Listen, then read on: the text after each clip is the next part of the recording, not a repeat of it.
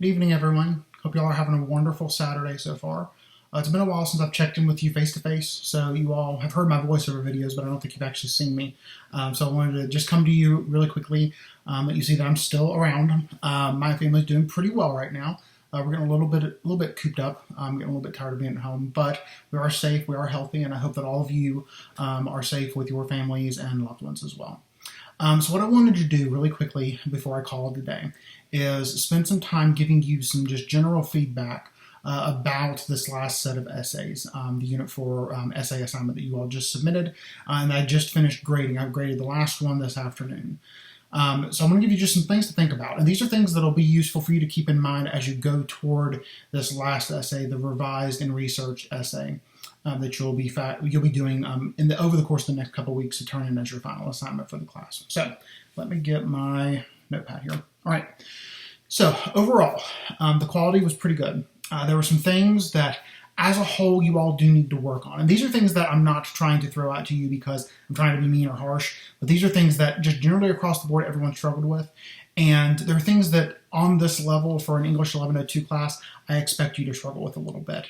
Even though we've done all the work that we've done, these are things that pretty regularly still come up and will pop up with your writing in a class like this or in other classes where you may do writing. So the first thing I want to talk a little bit about is thesis statements. So most of you did a pretty good job of giving me a thesis statement that was either a full-fledged argument or really, really close.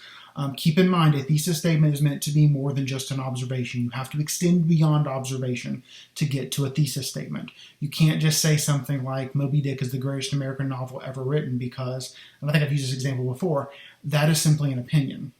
Anybody else could have an opinion that another great American novel, is the greatest novel of all time. You would have to have some kind of evidence, some kind of because, or something beyond that to extend it beyond the opinion to the actual argument. So keep that in mind as you're moving forward with this upcoming discussion boards where you're looking at a thesis statement and kind of crafting that and doing some of that work, but also keep this in mind as you approach the drafting process too. Also, as you're thinking about your thesis statements, and this is really important when it goes to drafting, that thesis statement, that argument has to stay fully fleshed out. It has to be constantly brought back around in some form or fashion in your body paragraph. So if you're addressing something specific within a body paragraph that falls into thesis, verbally you need to make, not verbally, but in terms of your written work, you need to make that really, really clear to your reader. It isn't just enough to provide language around the idea that hints at what you're talking about in relation to your thesis. You need to come right out and say it. One of the things that I've mentioned, and I've mentioned in some of your papers over the course of the semester, is it's not enough to just provide a little bit of context and have your reader figure out what you're trying to say. Most readers are sophisticated. I'm sophisticated enough and I know the text well enough that I can figure out where you're going with your logic. But you want to approach your writing where you spell things out for your reader as clearly as possible so there's no mystery, there's no possibility that something might be misconstrued or misunderstood with your writing. So make sure that you have, of course, a clear argument, but that you articulate it very clearly with clear language, concise language as you move forward throughout the remainder of the assignment. Okay, so that's the first thing I wanted to mention. The second thing, MLA. Some of you are still making very simple errors with MLA formatting. And I think I've probably commented on just about everyone's paper up to this point. Use OWL at Purdue. I can't stress this enough. It is a free resource for you. There are other things, of course, in the course that can help you. And if you have other specific questions, I can always answer.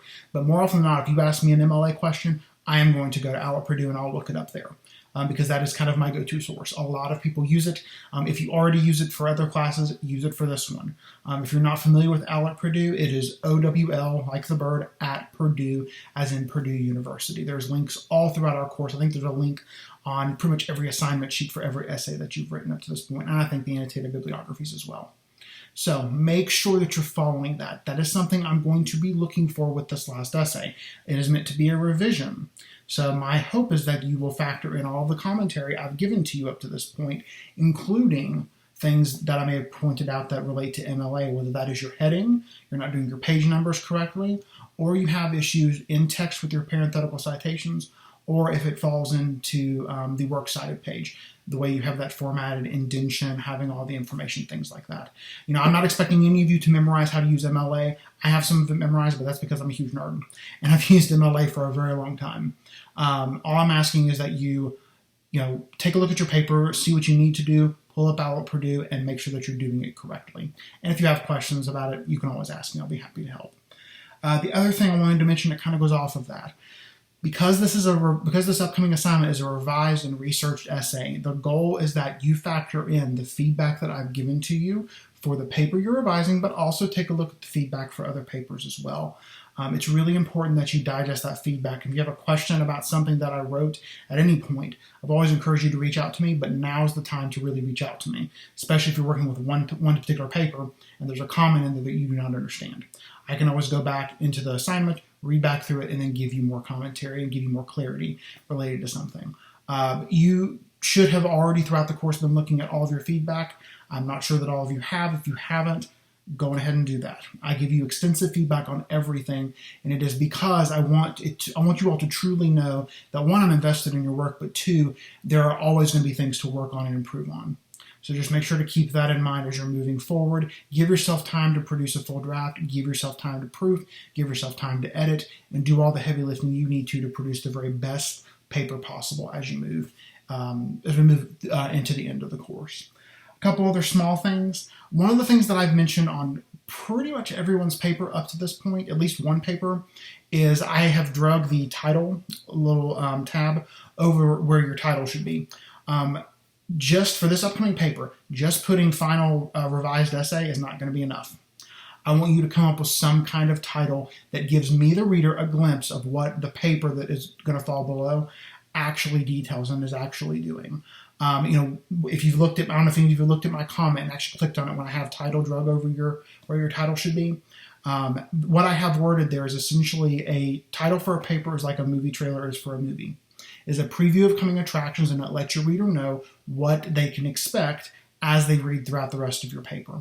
Kind of gives them that little snapshot. You can get really creative, you can get really cheeky with those if you want, but ultimately my suggestion would be write your paper, get everything flushed out, and once you have it proofed, you've done some revision, you've done some editing, you've done all that heavy lifting, go back and then ask yourself, okay, I know what my argument is, I know what I've been talking about, what should my title be? So make sure to do that for this upcoming paper. I want to see some titles that aren't just final paper or final revised essay or anything like that. Hope that makes sense. And the very last thing I want to mention to you, this is across the board. If you are working on your paper and you want another set of eyes on it, I am happy to look at a portion of your paper.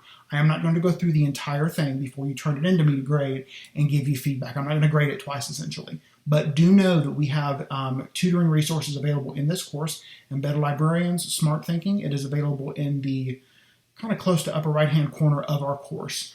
It is available to help you and address concerns. You can actually submit the paper there and receive feedback.